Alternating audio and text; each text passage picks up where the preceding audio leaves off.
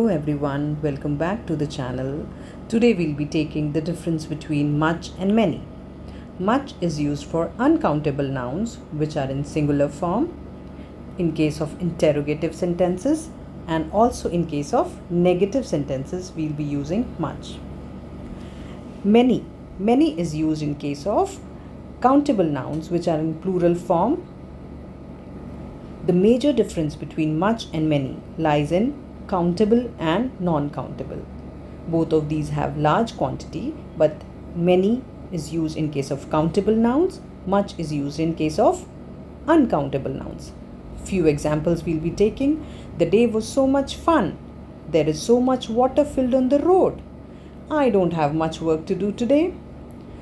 How many people are coming to your party? So, in case of countable nouns, we are using many. In case of uncountable, we are using much. Hope you got the difference between much and many. Try to make few sentences on much as well as on many. Happy learning. Thank you.